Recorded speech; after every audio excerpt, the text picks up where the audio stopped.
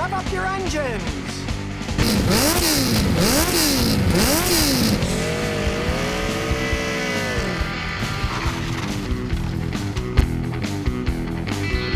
It's time for ScottyKilmer.com. If your car is riding rough and you feel every bump on the road, then it's probably time to put new struts in your car.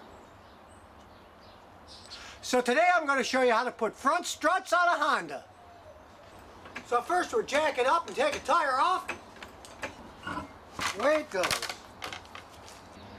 Now here's the strut assembly, and I like checking them. I pull up on the boot here, and as you can see, there's all kinds of leaking oil. That means the strut is worn out. Now here's the replacement strut. As you can see, it's a rather large part, so there's a lot of pieces we have to take off. First we'll unbolt the brake line, get it out of the way. Then we'll take the tie rod bolt off and remove the tie rod. For that you need this tie rod removing tool. You just tighten it on under the tie rod. Then as you tighten the bolt, the tie rod just pops right up. Then you remove the two big bolts that hold the whole strut to the steering, and then pull the bolt out of the way. You have to wiggle it a little, but eventually it comes right off. Then you go to the top inside the hood, and here's the strut mounts on the top. Now you want to mark them because they only go one way.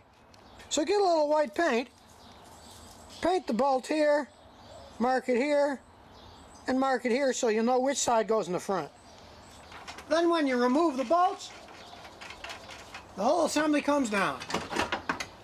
And you'll notice it's got this big spring on the top. That's the hardest part. We now have to take that off. Now as a professional mechanic, I have all kinds of tools to compress them, but they cost thousands of dollars.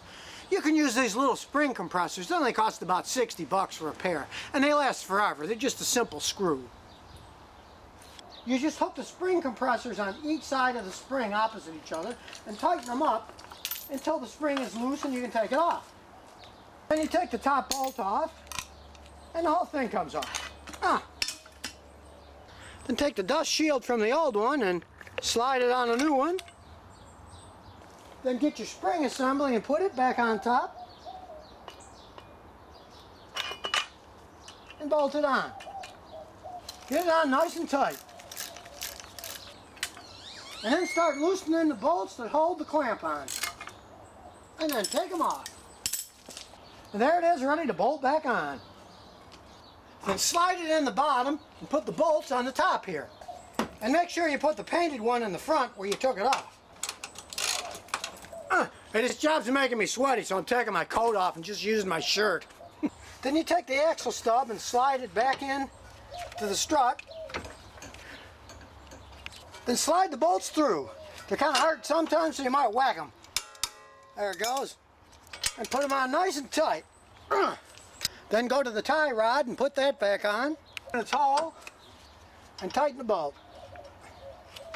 Get it on nice and tight. And don't forget to put the cotter pin back in.